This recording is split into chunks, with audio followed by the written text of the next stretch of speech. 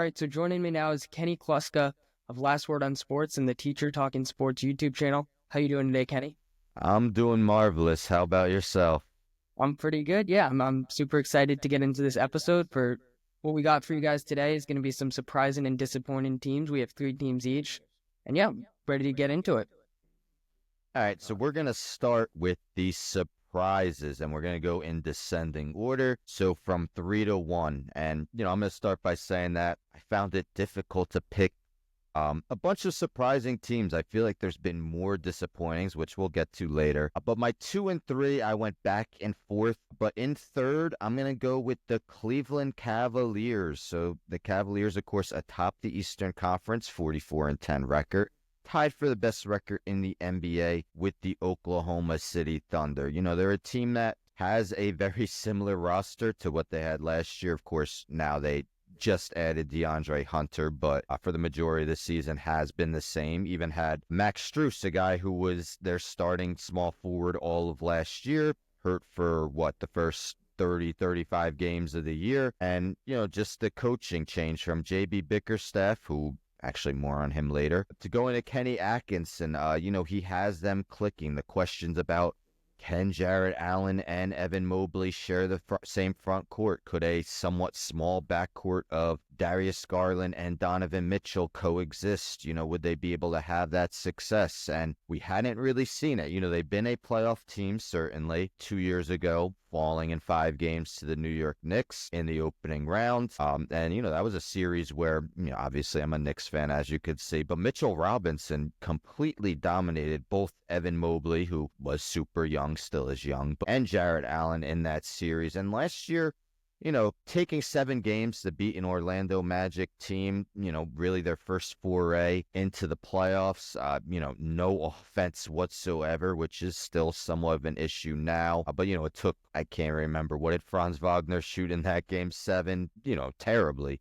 But, and it took them 7 games to beat the Orlando Magic. Then, of course, Jarrett Allen, his whole controversy, could he have played, wouldn't get that shot, didn't play, and, they were pretty much steamrolled in that second round. But, clearly looking like one of 2 favorites in the Eastern Conference, along with the Boston Celtics. My Knicks would, I'd have to admit right now, they look like the 3rd best, but offense has been awesome. Best offensive rating in the NBA.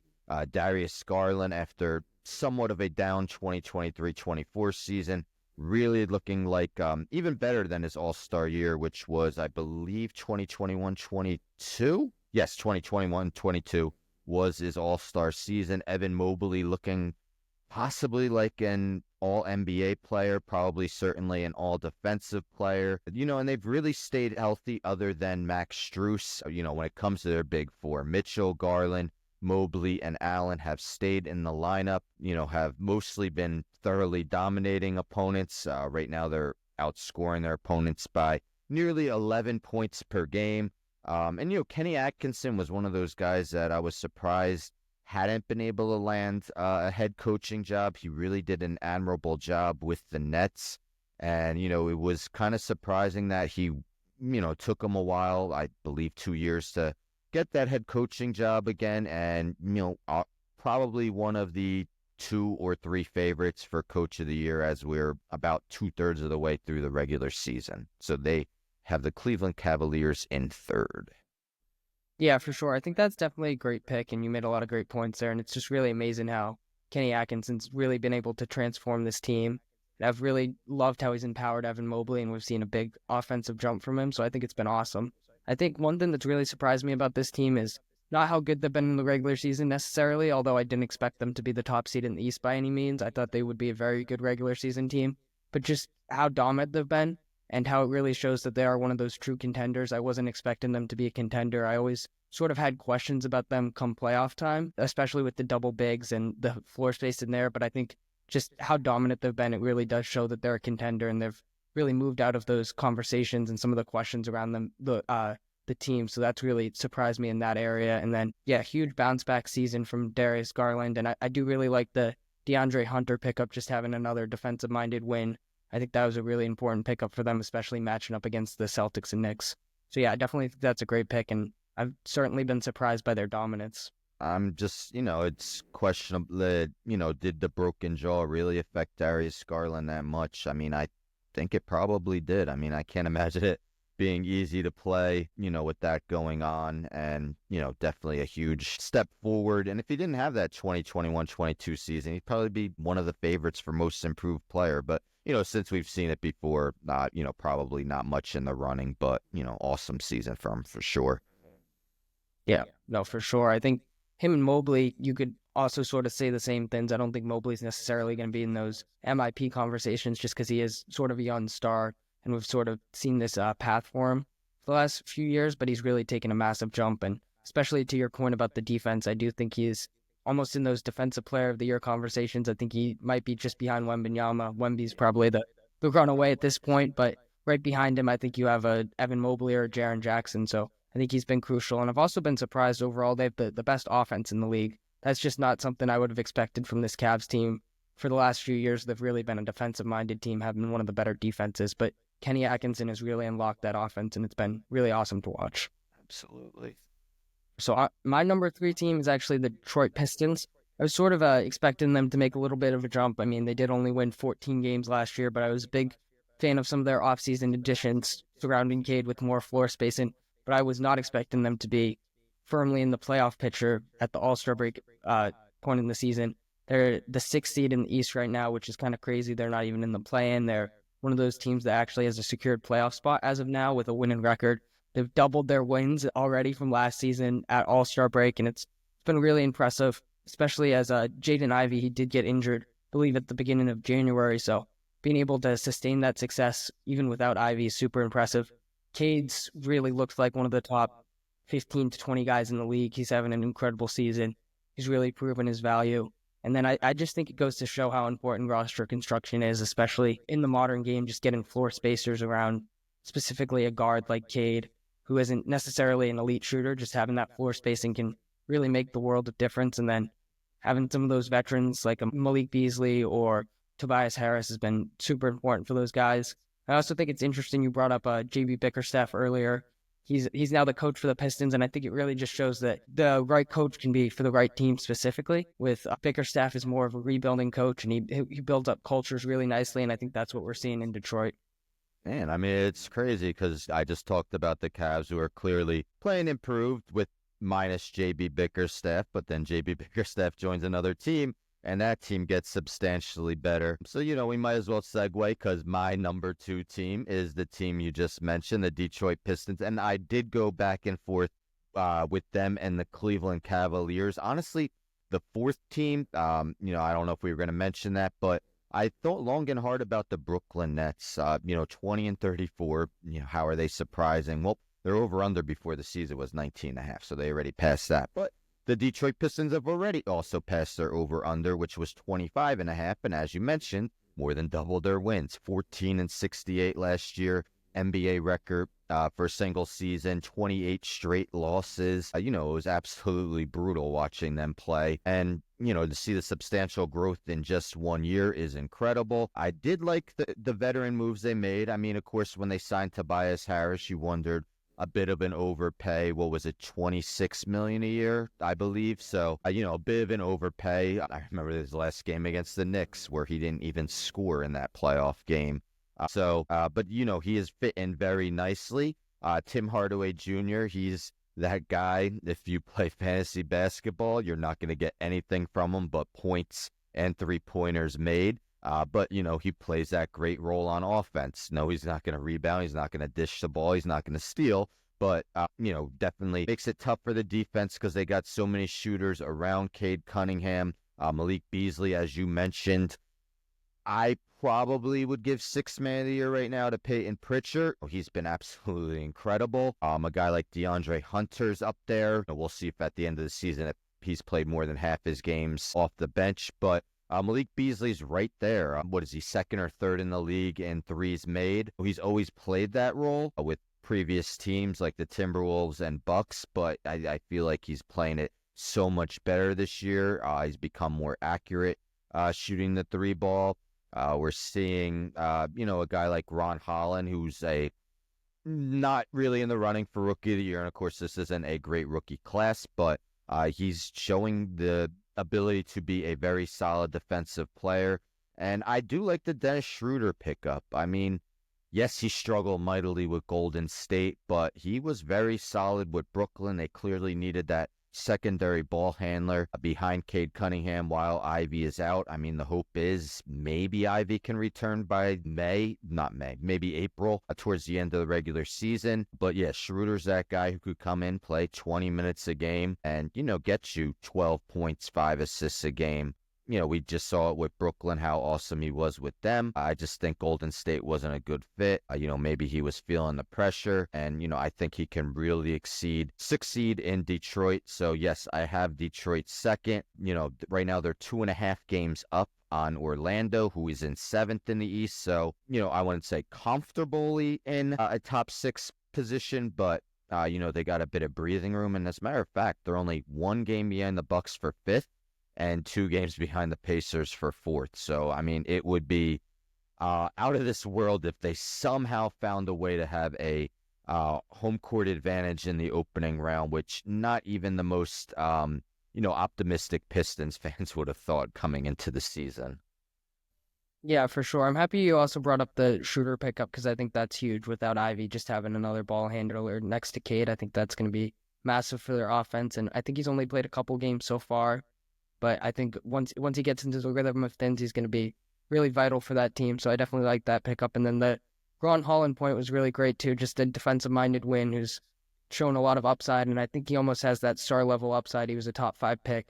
I think you look at him next to a guy like Asar Thompson as well, who has a very similar skill set. I think it's really great just to have those high-level wing defenders, great athletes, bring that energy, sort of like the Houston Rockets have with Amen Thompson and Tari Eason. So I think that's definitely a great point there. And I'm really interested to see just long-term how this core develops. Will Ivy end up being that second star next to Cade? Will a guy like Ron Holland or Asar Thompson eventually take a huge leap and then become stars next to Cade? Or maybe they end up drafting someone. Maybe they end up making a big trade. I'm really interested to see how this will play out. I'm just really happy the Pistons have sort of found their footing after a really rough 5 years or so. So it's really been a story in the NBA to me. I remember John Hollinger of The Athletic of Per fame.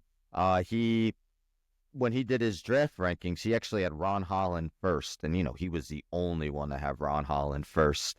And, I'm not saying he looks like the best rookie now, but, of course, people are writing in the comments, like, how could you have him first? And, less people are thinking that was crazy as they did when he had those rankings prior to the draft happening. So, maybe Ron Holland can be one of the best players in this rookie class because, right now there's no clear-cut star in this draft class. Yeah, for sure. And I think when you look at both Holland and Thompson, if they can just unlock that jump shot, they're going to really be elite players in this league because they bring so much to the table with their defense, their finishing ability, their athleticism. And then Thompson specifically, his playmaking has been really impressive as well. So just everything they bring to the table, if they can just develop that jump shot, it would really take their game to the next level and they could end up being stars. And as a rookie and a second-year player, I think it's definitely feasible to see. Yeah, I mean, it's really been a while since Detroit has had these young, talented pieces. I mean, of course, Cade Cunningham, but, we saw what Killian Hayes turned out to be. So, a lot of disappointing young pieces. And, it's good to see them finally getting those guys that, their fans can root for, hopefully for, the next 5 or 10 years. Yeah, absolutely. So moving on to my second team, I had the Houston Rockets at number 2. This was a team I definitely looked at as they were going to take another step after sort of missing out on the play-in last year. That I believe they were the 11 seed in the West. They did show a lot as them with that young core under Ime Udoka. But I never really looked at this team as a legit threat in the West. And for most of the season, they have been a top 3 seed in the West. They fell a little bit before All-Star break down to the 4 seed. But I've just been so impressed. I never thought this was the ceiling for this team this early on, honestly. I thought a really successful season for them could be making the playoffs, sneaking in, whether it be finishing in the regular season as a 9 or 10 seed and sneaking in through the play-in tournament, or maybe finishing as the 7 seed and then getting a spot through the play-in tournament as well. I never thought that they could be one of these secured seeds in the West, especially just how competitive the West is and how many good teams there are. I've really been impressed, and I think it's awesome to see just how they're doing it without a true number one option or a traditional number one option. I mean, you got Jalen Green, who's having a really solid season. You got Alperen Şengün, but you don't really have a necessarily a go-to guy, which I think a lot of teams, you look at them and that's a characteristic of a top playoff team, that they have that go-to guy, especially in clutch time, and Houston doesn't really have that. So it's really impressive how they've been able to do that without that go-to guy. But even so, I think just the balance they have with Şengün's playmaking, how he's sort of an offensive hub, and then Jalen Green, he's a little bit streaky, but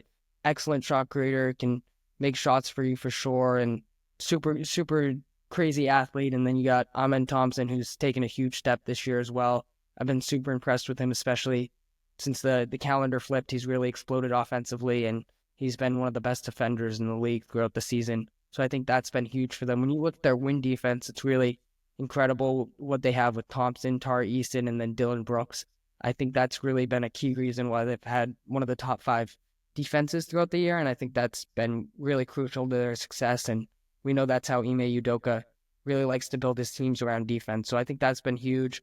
I also think that they have dropped a little bit, but they did drop once Fred VanVleet got injured, and I think he's been really important to the team. He hasn't shot the best necessarily, but he does provide a little bit of defense, and he really orchestrates the offense for them and sets the table for some of those younger guys. So I think his presence is huge, and I wouldn't be surprised if we see Houston go back up to that top 3 seed that we've seen them for most of the year. Yeah, I mean, Houston was definitely a team I considered, and maybe I weighed too much on the past, 6 or 7 games where they fell from pretty much being in second along, right there with Memphis, to fading towards the end. But, there's still 13 games over 500. It's interesting that you brought up how they might not have that go-to guy, because there's a lot of people speculating that all these star-level players can go to Houston. Will they break up their core? Have a lot of guys that have a ton of value in the league, but, they decided to keep it together, and I think that was kind of the right decision for this year. But yeah, it'll be interesting if, they struggle in the first round or second round of the playoffs. If they decide to trade in some of those pieces for, maybe a Kevin Durant or maybe someone a bit younger than Kevin Durant, because, yeah, it's a very young team, and, Durant, I'm not sure he would fit with them with his age. But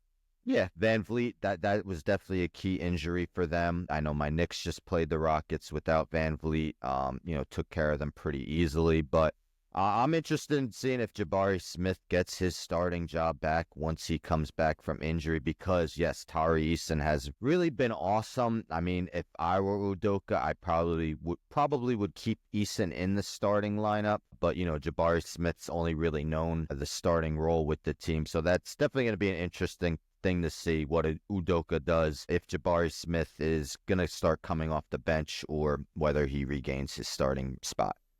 Yeah, I think that's an interesting point, and I think Jabari Smith can be really crucial for them as sort of that stretch 4, and he has started, to your point, a lot of the season and throughout his career, really, but I think it might be kind of hard for him to break back into that starting lineup with how good Thompson and Tari Eason have been. I think Exactly. a little bit challenge in there. And then to your point about a star trade, I definitely do think that's on the horizon for them. I do agree it was the right choice not to pursue that this year, to see what you have with this core. However, in the West, I do think it's very unlikely that this team's able to win more than one playoff series. I could maybe see them winning a first round series depending on the matchup. I can't see them getting past the second round, which is totally fine, and it's a young team, and maybe they want to just continue building that young team, but they have so many draft picks, so many good young players. They have an incredible amount of depth, really, even guys that don't play a ton like a Cam Whitmore or Reed Shepard. Teams could really be interested in that, along with some of their plethora of picks, so I think that's something to keep an eye out on.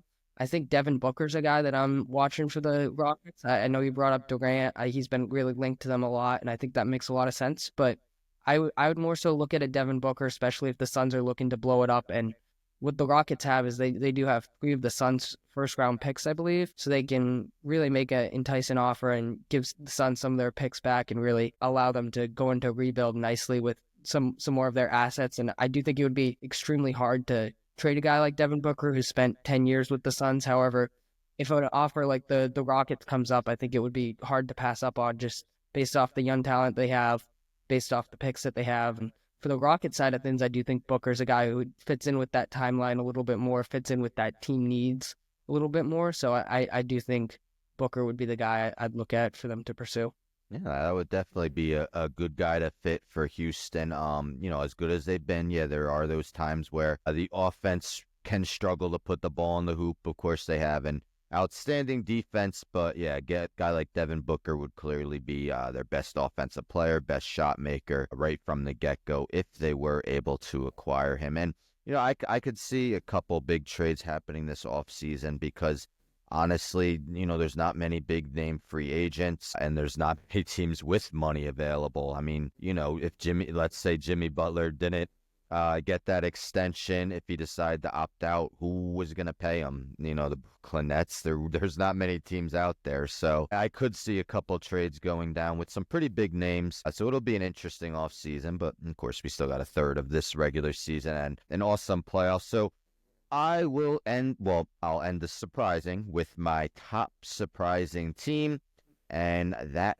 to me, is the Los Angeles Clippers, 31-23. So they're actually on pace to finish with a worse record than last year when they finished 51-31. So why would they be surprised? And well, of course, they lost Paul George for nothing. Everyone totally scrutinized them for that decision. That was, and not paying him the max ended up being the right decision. But again, a lot of people were surprised they didn't do so. And then, of course, not knowing that Kawhi Leonard was going to miss so many games. Kawhi Leonard has played 15 games now, and to be honest, he's not looking quite like the Kawhi Leonard of the past that we've seen. And what's most surprising about them is how awesome their defense has been. Third in defensive rating, third in points per game allowed, and a lot of people are giving that credit to a former coach of my team, Jeff Van Gundy, joining that staff, Tyronn Lue's staff, again, without Paul George, who is aging, but still above average defender. Kawhi Leonard, not quite the defensive player of the year ceiling he had with San Antonio, but still would be their best defensive player. And, James Harden, of course, a guy who's been mocked for his defense for his entire career. But, shout out to Ivica Zubac, who to me is one of the most underappreciated players in the NBA. I wouldn't quite say that. Maybe you could say he's an all-star snub. If I were to pick my all-star roster, Zubac wouldn't have been included, but he's been quite the piece for them, averaging 15 and 12, one of the best rim protectors in the league. Teams are shooting, I believe, barely over 50% at the rim with him, which is one of the best marks. Derrick Jones Jr., of course, that guy who, was the fifth option on offense for a Dallas Mavericks team that reached the NBA Finals. And he's still kind of that fifth option role, but a very solid defensive player as well, and shooting the three ball at 36.8%. Amir Coffey has been draining the three ball close to 43%. I'm skeptical whether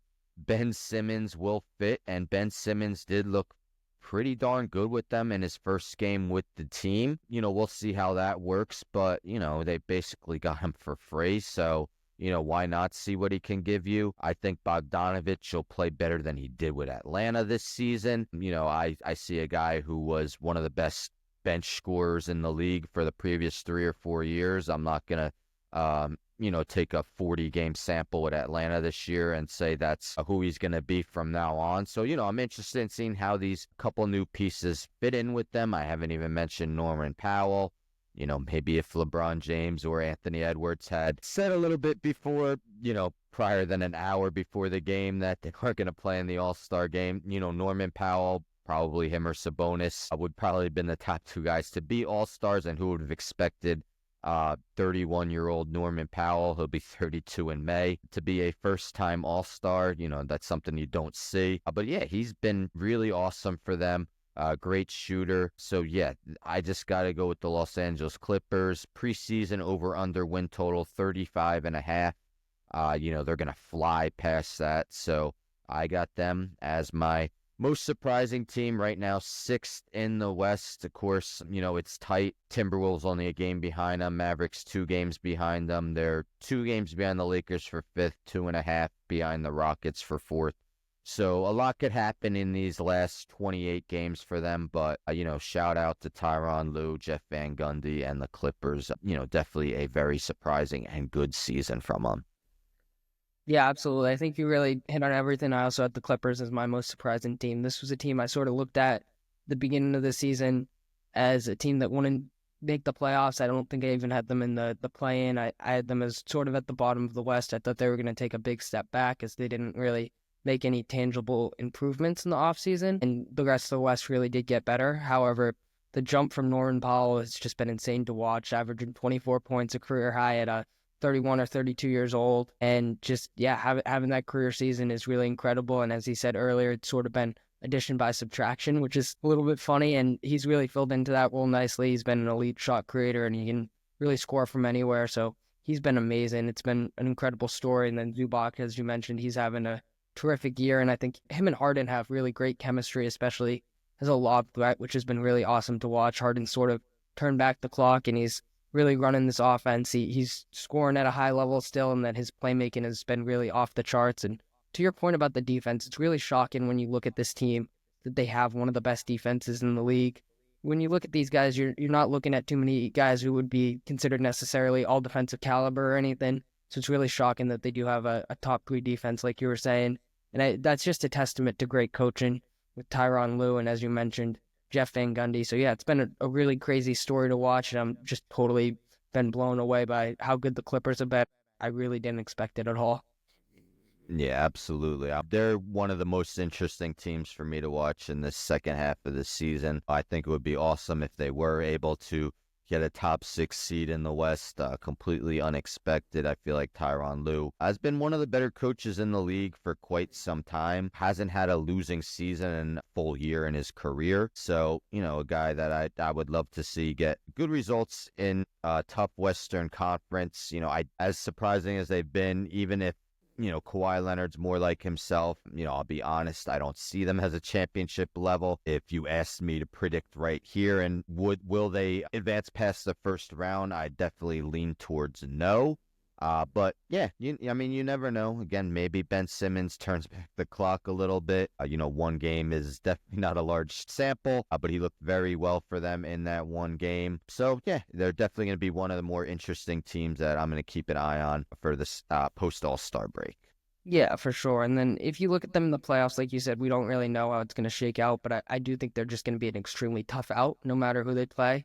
In the first round, I think they're going to give whoever they play a really competitive series, worst case scenario. So I think, yeah, we really hit on everything with the Clippers, and it's been a great story. Now, let's move on to some of our most disappointing teams. Who do you got as your third most disappointing team? All right. So as I mentioned, yeah, there was more. I thought there was more options for disappointing teams. I maybe 4 or 5 I considered for surprising, maybe 7 or 8 for disappointing, but I had to limit it to 3. So third, I'm going to go with the New Orleans Pelicans. Now, of course, the Pelicans have been arguably, or maybe not even arguably, the most injury-ravaged team in the league.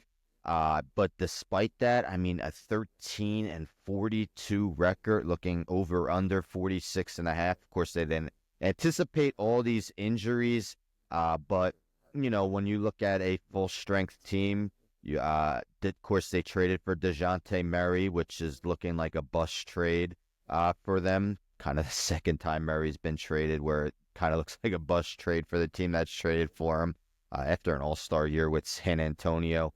But Murray, along with Brandon Ingram, CJ McCollum, Zion Williamson, and yes, the center position was definitely a huge question mark, but, Yves Missi, obviously not one of the better starting centers in the league, but has performed admirably, at least in that center role. Maybe a second-team all-rookie guy once the season ends, but, I never would have expected the bottom to completely fall out the way it has.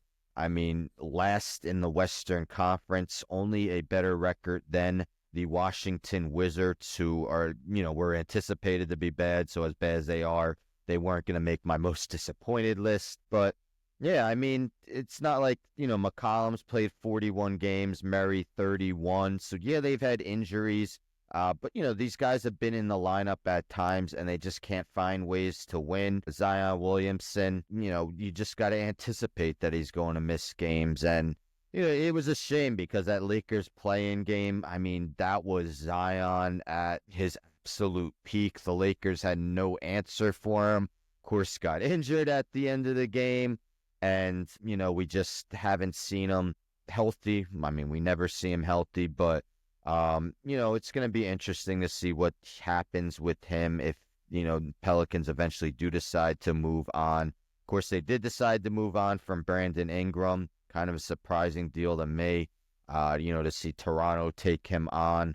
It's going to be hard. It's hard to see this team winning many games. And I mean, Trey Murphy's been very good this year. Trey Murphy might end up being the team's best player, let's say, come next year, especially if Zion's out a lot again. But, getting outscored by almost 9 points per game, 26th in offensive rating, 28th in defensive rating. So they're just not good at anything. I think it's pretty safe to say that, yes, Willie Green's team has faced a lot of injuries, but the way this season has gone, I would be highly surprised if he's the head coach come next season. So, yes, injuries are part of the reason that they've been a disappointing, but they've been so bad that I had to include them at third on my list.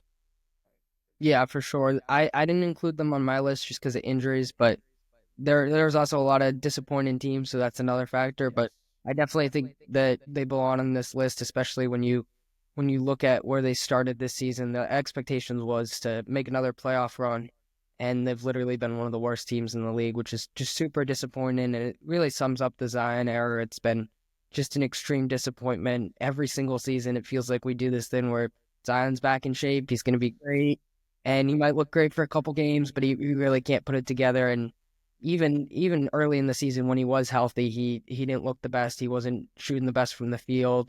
He wasn't really looking like himself in many ways. And then he goes down with the injury. He's played less than 20 games. So it's just been an incredibly disappointing season. And it's very unfortunate as well that Dejounte Murray ended up tearing his Achilles. So yeah, it's just been disappointment from top to bottom with this team. I do like your point about Trey Murphy. I think he's been their best player this season, and I think he's been a real bright spot for them in an otherwise just horrible season. So I think he's someone you can look at and you can say we're going to almost build around Trey Murphy. Let's sort of got this thing, and we have at least one young bright star that we can build around. And then with Missy, he's also been one of the better rookies in this class, a near double-double every night. I don't know what his potential is as a star necessarily, but I think he's going to have a super long career just as a rim running center, guy that can catch lobs, play some good defense, block some shots, grab rebounds. I think he's going to be a really solid center. So I think those are two pieces I look at with them and say those are positives. But other than that, there's really not much to be excited about with this team.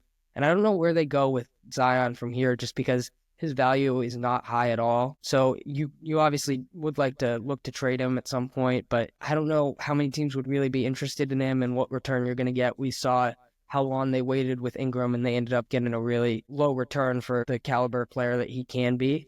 Although I will say that it's nice that they were able to get at least one first-round pick for a guy that's been in trade rumors for nearly a year. Yeah, exactly.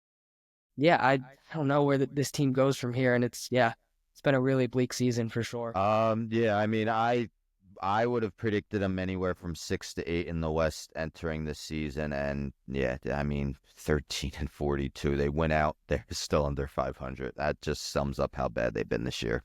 Yeah, for sure. Do you think they will end up trading Zion in the offseason? Or I mean, he's still young. I mean, he's 24. Well, he'll be 25 in the off season. It's so tough to say. I mean, as I mentioned earlier, I do think some trades will go down because free agency's a little bland this off season. It's just hard to anticipate. I mean, all it takes is one team. You hear that in every sport.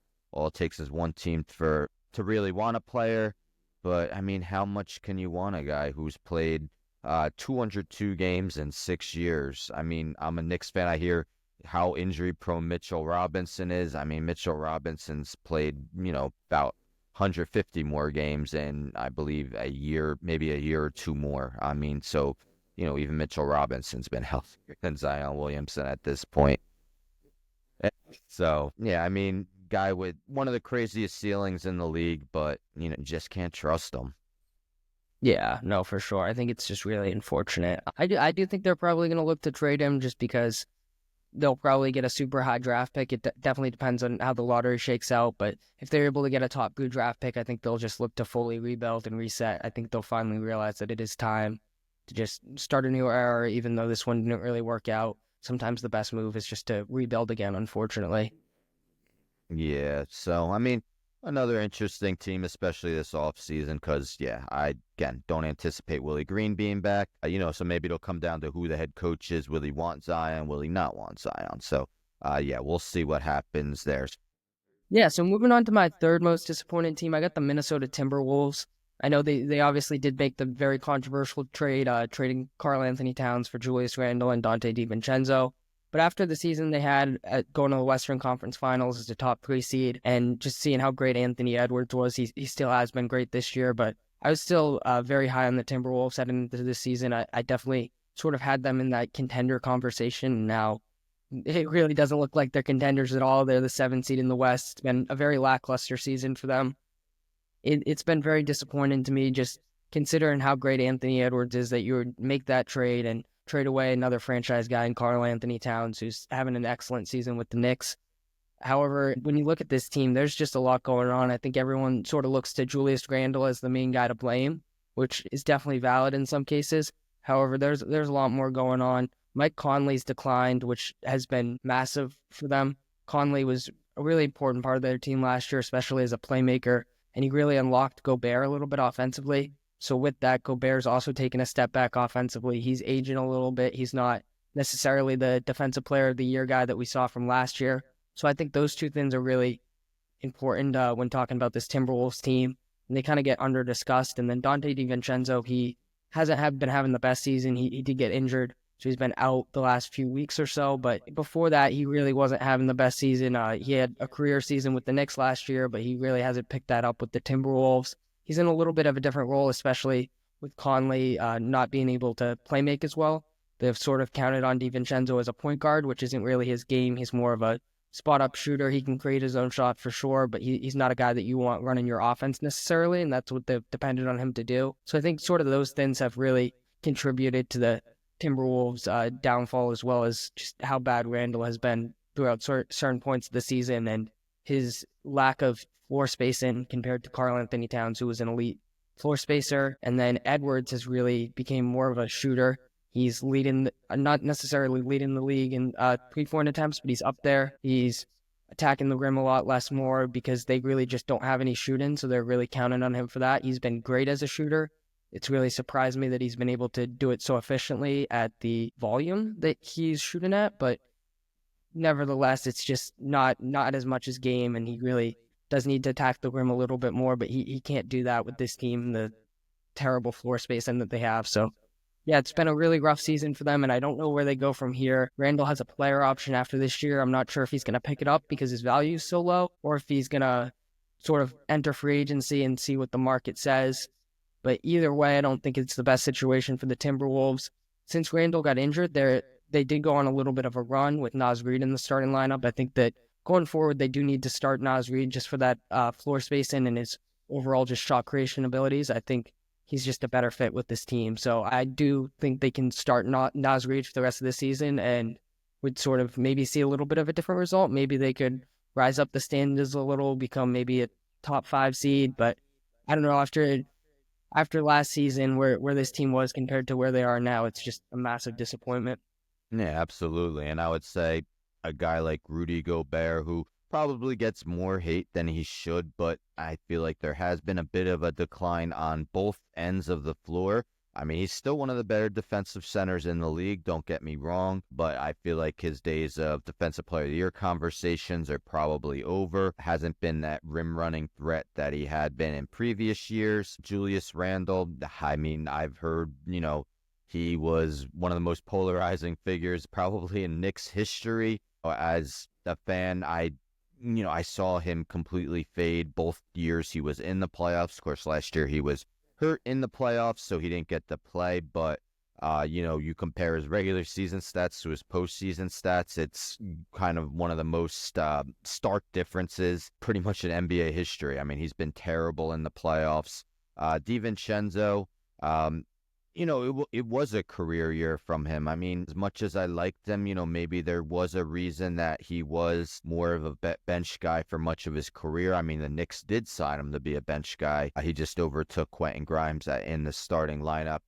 I mean, I'm a little surprised that he hasn't played better. Mike Conley, I'm looking now, he's shooting 33.3% from inside the arc, like that, and he's shooting better from three. But I mean, you're making 1 out of 3 2-pointers. I mean, that's beyond brutal. You wonder if they start playing Rob Dillingham more actual minutes. I mean, he's slowly been integrated more into the rotation, but still not getting that big minutes. I feel like Jaden McDaniels hasn't necessarily taken another step forward on the offensive end. And yeah, a lot of the weight has been on Anthony Edwards' shoulders. We've heard him come out in the media a couple of times, basically say, I don't know what we're doing on offense, things like that. So you could clearly tell he's getting a bit frustrated. So yeah, they were definitely in my contenders to be in the top 3. They just missed out. But yeah, Julius Randle, I don't want to say he has an ego, but we've seen it at times with the Knicks where he's gotten angry about things. So you just wonder how he'd take it. And with the player option, as I mentioned, there's just not a lot of teams with cap space. So I don't foresee it. I mean, the player options for 28 million, somewhere around there. I don't foresee a team giving him that. So he might have to pick it up. And to be honest, I'm not sure the Timberwolves would want him to do so.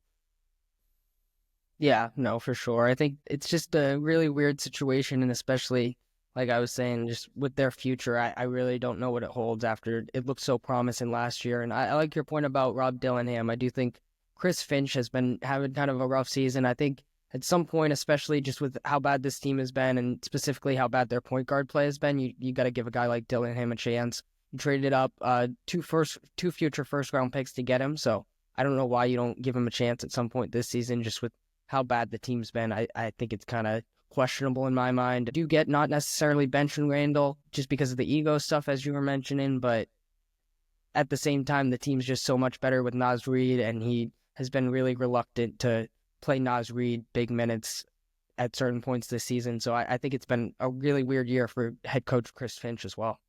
Yeah, I mean, he was seen as one of the better head coaches in the league. Of course, only the second time in franchise history they reached the conference championship. So yeah, definitely has taken it down. The whole team's been downgraded, and no one's really seen him as a contender. Maybe they can pick it up, but I'm not betting on it for sure. So yeah, definitely were a team I considered for my top 3. So I'll get into my second most disappointing, and they a team that got swept in the first round last year. I'm talking about the Phoenix Suns, and I actually went into that series thinking they would beat Minnesota. Shame on me for thinking that, because, it was just an absolute whitewashing. Minnesota just destroyed them. And this whole season has been a major disappointment. One of the things we heard about Phoenix last year was that they just did not have a true point guard. I mean, they finished 49-33, but no true point guard on their roster. They got Tyus Jones for the veterans minimum, which everyone, was considering arguably the best free agent signing in the whole league, or at least, top 3. Monte Morris for the bench. Morris is, essentially done very little this year, and Tyus Jones really hasn't made much of a mark with the team. I mean, he does what Tyus Jones does. He doesn't turn the ball over. That's always been his main strength. This is the turnover king. But, not really helping their ceiling on offense. Of course, Durant and Booker putting up theirs. They're combining for 53.5 points per game. Durant still one of the most efficient scorers in the league, as he's, closing in on the age of 37. Devin Booker, yeah, his efficiency hasn't been as good. But, still one of the better scorers in the league. Of course, the whole Nurkic thing definitely did not work for them. they were able to get rid of him, but just a major disappointment. I wonder, and I'm not a big DeAndre Ayton supporter at all, but you wonder what would happen if they didn't make that deal and DeAndre Ayton was still the center. And, I can't believe I'm saying that because I'm not high on him at all, but, you compare him to Nurkic, he definitely could be a little bit more impactful. Nick Richards, sure, he's an upgrade over Nurkic, but if you were to power rank the starting centers in the NBA, I mean, he'd probably be bottom 3, bottom 4. So, he's not that much of an upgrade over Nurkic. So just very surprising. I thought Mike Budenholzer would definitely instill, a better atmosphere with the team. Of course, a former champion with the Milwaukee Bucks, had the Atlanta Hawks as at least one of the better regular season teams. Of course, they ran into LeBron a lot, but yeah, I mean, and it looked great. What did they start? 9-1, 10-1, whatever they started. I mean, they were awesome to begin the year, and they're 27th in defensive rating this year. So, not basically turnstiles at that end. Bradley Beal, come on. I mean, the whole Jimmy Butler thing, I never for 1 second did I think the Suns were going to get Jimmy Butler because there was no chance that they were going to get off Bradley Beal's no trade clause. Well, even if they got him to accept his no trade clause, to waive his no trade clause, no one was going to take that contract. And, I mean, they do got nice pieces. I mean, Royce O'Neal has, another underappreciated guy. He's still doing his thing, maybe. Bol, he's starting to get minutes. Let's see how that keeps working out. I'm a daily FanDuel guy. His price has still been cheap. I've been taking him because he's been productive, until his price goes up more. But he's been shooting the 3-ball a lot. He's shooting it like 9-10 times a game and, not connecting on them. But, it'll be interesting to see because he's almost got that cult following, people who think like, I mean, there's those who actually believe that he could be close to Wembanyama if he got the minutes. I don't anticipate that, but I would like to see him get more playing times. But yeah, just a huge disappointment at 2 games under 500, outside the play-in tournament right now by a game and a half. And of course, the Warriors have improved with getting Jimmy Butler. The Kings, we'll see. They were able to add Zach LaVine while losing De'Aaron Fox. But, yeah, I mean, again, if you were to ask me today, are the Suns even going to reach the play-in tournament? I'd have to go with no.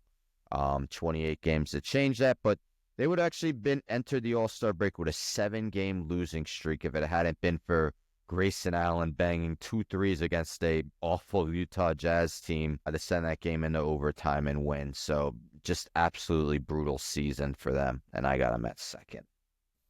Yeah, no, absolutely. I think you really hit on everything there. I ended up having them at number 1 just because the other team we're going to talk about is a little bit more injury prone, and I just think when you look at this Suns team, there's no excuse for them to be this bad.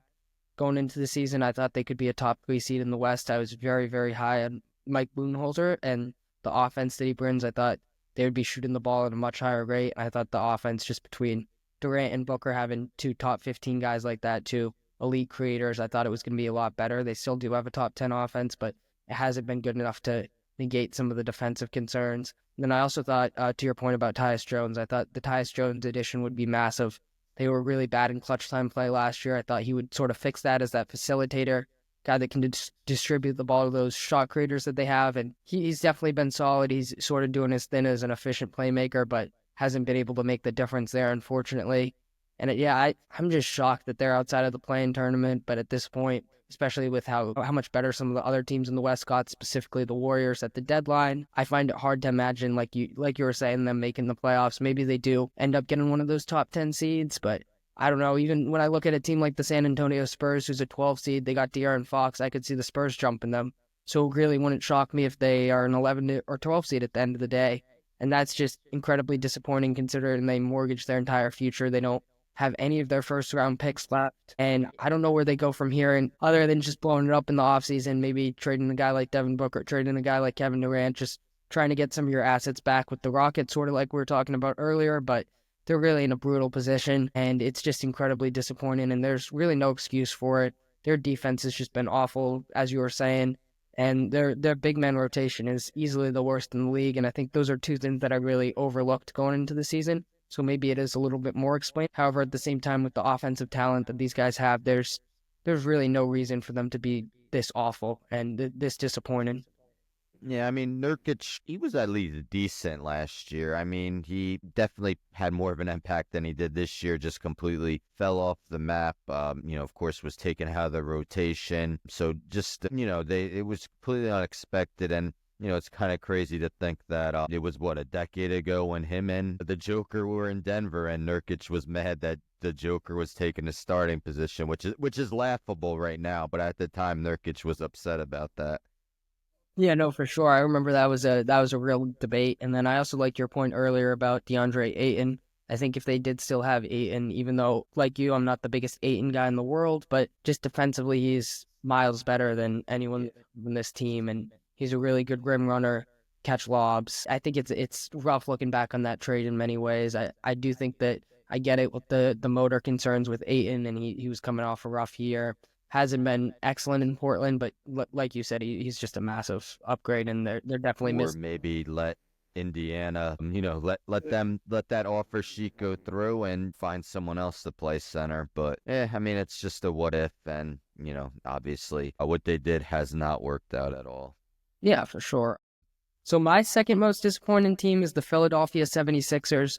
They obviously made the massive free agent signing of Paul George, one of the biggest signings in free agency this summer. However, they've been really, really disappointing. They're the number 11 seed, so like the Suns, they're out of the play-in picture in the East, and the East has just been a lot worse than the West. So that really goes to show you just how bad they have been.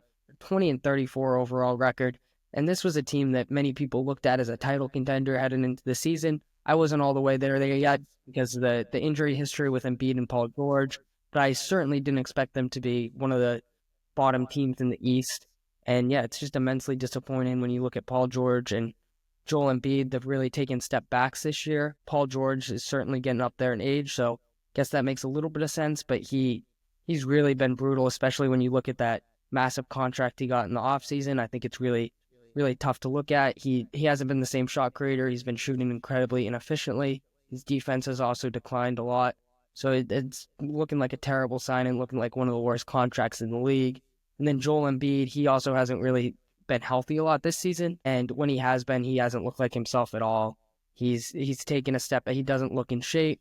He isn't scoring as well. He isn't defending as well. And for a guy that won MVP 2 years ago, it's just really strange. But at the same time, with his injury history, it does kind of make sense a little bit, just because he's had so many specifically lower body injuries, knee injuries.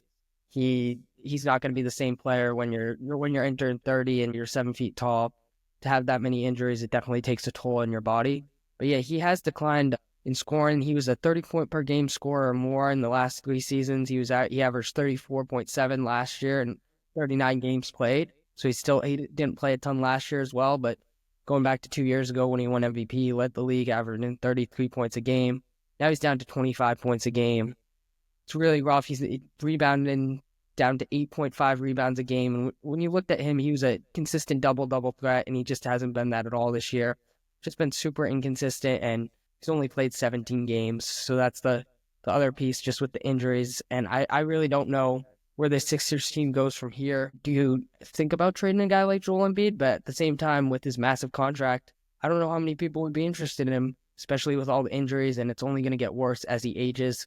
So they're just really in a rock and a hard place. And I think Embiid, you've seen it throughout the year, he has seemed very frustrated with the Sixers and sort of the Philadelphia media. He's had a few instances there where it hasn't looked great. So I could maybe even see him requesting a trade and making things worse for the Sixers, unfortunately. And then when you look at Jared McCain, he was having a really promising season. He was looking like the runaway favorite for Rookie of the Year. And then he too suffers an injury, which was unfortunately season-ending. So really nothing has gone right for the Sixers team this year. And I did have them at number 2 instead of number 1, just mainly due to injuries. The Big Three has only played 13 games together, so I do think it's a little bit more excusable than the Suns because the Suns have been mostly healthy throughout this season. But nevertheless, it's just been incredibly disappointing. Yeah. Actually, I was thinking the other day, and I didn't get to research it, but I'm pretty sure it's got to be true. If you take all the NBA MVPs, I would have to think that Joel Embiid's the only one who has never reached a conference finals. I mean, Derrick Rose has with the Bulls. Other than that, I'm pretty sure everyone's at least reached the conference finals. You could almost go across all sports. I mean, Lamar Jackson at least has made one conference championship. The only one I could think of is Mike Trout in baseball because, the Angels are just terrible. But yeah, that's really all I could, for NBA, I would have to think, and, he's only 30, so maybe there's a chance he could still get there. But it just seems like it's less likely as time goes on. And do you think Nick Nurse remains the head coach after this season? No, I really don't, honestly. I think that's a good question. And when you look at the injuries they've had, it's possible that they bring him back. But at the same time, when you have a season like this, it's really hard to bring your head coach back. And I don't necessarily put all the blame on him, but at the same time, the offense really hasn't looked good. And even when the big three has been together, they haven't really totally meshed well. And I think part of that is on coaching. So I do think Nick Nurse will be out of a job, unfortunately. Yeah, I tend to agree. I don't know. Just seeing that Knicks Sixers playoff series last year, he really irked me. Like, he could be kind of annoying on the sidelines. I mean, I'm sure there's people that think that way about Tom Thibodeau, so I probably can't say much, but yeah, he's just always constantly whining. And yeah, I mean, first round exit last year, and if they were not to make the play-in tournament this year with as bad as the 10th seed in the East is right now, yeah, I definitely think that would be fireable. So, yeah, if they don't get it together, it definitely would not surprise me to see him get canned. And might as well segue because they are my most disappointing team in the NBA. A lot of the things you said, but yeah, 20-34. They have the same record as the Brooklyn Nets. The Brooklyn Nets, who just beat them and had the lowest over-under before the season, 19.5 wins. Sixers were at 50.5, so they win out. They win 48. They're still not going to reach it, and obviously they're not going to win out. Just, total disappointment all around, and that's with a guy like Jared McCain playing past his expectations. Unfortunately got hurt. Gershon Yabusele has been solid at least, and the way his contract's set up, it's going to be very hard for them to re-sign him come next year. They're my most disappointed, even though I was skeptical as well whether they could be that championship level team, because they just were, especially with the bench, were relying on a bunch of 30 plus guys. Of course, Paul George, signing him to the max deal, 34 years old. And to be honest, part of the season, he's playing that like Russell Westbrook with the Lakers, Carmelo Anthony with the Thunder role, where he's just like standing in the corner, and just not being utilized in the offense. Of course, had 2 points his last game, and now people are, seeing him in vacation photos, and Sixers fans aren't happy about that. But yeah, he's been a major disappointment this year, and as I mentioned, just relying on those 30 plus guys off the bench, and some well over 30. Bringing back Kyle Lowry, signing Eric Gordon, bringing in Reggie Jackson. Andre Drummond's over 30 years old, so just relying on a lot of older pieces. I, again, did not anticipate them being this bad. I probably before the season, in my top 5 in the East, I mean, I would have went Cavs, Celtics, Knicks, Bucks, Sixers, Pacers probably right behind them. But yeah, 1.5 games behind the Bulls for that 10 seed, and the Bulls clearly not really trying. Don't seem that interested in getting in the play-in finally, because, we've seen for the last 3 years, it's like they've only really been fighting for that play-in position. But yeah, trading Zach LaVine, probably should have traded Vucevic. But anyhow, yeah, I mean, I guess there's still hope for them to get in. But man, even with the big three, I mean, Super Bowl Sunday, I wasn't really anticipating watching NBA because Super Bowl, but it was Hubie Brown's last game, so I did want to watch. And yeah, they had their entire big three. The Bucks were without the Greek Freak, and the Bucks still handled them. Like, it was an embarrassing performance, and I just don't think they're gonna really fully get it together again. Might luck out into a top 10 seed, because after the top 9, and it's not like 9's good, but right now the Heat are 9, but 5.5 games up on the Sixers. Yeah, I can't see him getting any higher than 10 at this point. And, Joel Embiid certainly is going to miss more games. There's no way he's going to play the final 28 games of the year. So, yeah, to me, they're my most disappointing. Tyrese Maxey, maybe you could say he's an all-star snub, although with their record, I definitely wouldn't have said that he is. Maybe Quentin Grimes works out. He's played fairly well with the team in his 4 games with them, has reached double digits in scoring each game, but each of them has culminated in a loss, so it hasn't helped them in the win column. So, yeah, I'm going with the Sixers as my most disappointing team. And again, I wasn't probably as high as a majority of people were, saying that they were the clear-cut winners of the offseason, and, certainly that couldn't be more wrong, through 54. Yeah, for sure. I think that's definitely a good pick. And I think just looking back to preseason, when I was looking at this team, I wasn't the highest on them, but I definitely thought they would be a top 5 seed. But totally falling out of the play-in picture, especially with how bad the East has been, is just totally shocking, especially with their offseason moves, landing Paul George. It's just totally shocking. And it definitely does sum up the Joel Embiid era in some ways, just how disappointing this team has been year in and year out. They're looked at as a title contender, and they're always sort of falling short in the playoffs, and there hasn't been a season more disappointing than this when they're really not even in the playoff picture this year. It's just really totally crazy, and I don't know what steps they go from here. I feel like I've been saying that for a lot of these teams, but when you look at these teams, I think it's not just disappointing this year, but their future is really in question just with the situation they have, whether it be contracts, injuries. With this team, it's just I don't know how they build from here and how they're able to make a competitive team for the next few years just because of how hampered they are by the contracts and the injury history and the age of these guys. I mean, Tyrese Maxey's been really the only bright spot of this team. He's looking like an all-star level guy. Like you said, he maybe could have made an all-star team, but sort of the record hurts him. You did mention Yabusele, who's having a really nice season as well, but that's sort of it with this team in terms of bright spots. And yeah, I don't know. I think they definitely could sneak into that play-in picture, but I could totally see them maybe being a 9 or a 10 seed and then losing in the first playing game, and that's just enormously disappointing for this Philly fan base who had super high expectations heading into the season. Absolutely. At least they got the Super Bowl, but yeah, that's over now. So this is what they got to watch. And their hockey team Flyers aren't that good either. Yeah, if they didn't have the Super Bowl, I think Philly fans would be extremely upset about this team. Oh gosh, yes, very much so. But yeah, this is a great episode. We're gonna wrap it up. Before you head out, is there anything you want to plug, whether it be your YouTube channel, articles, whatever?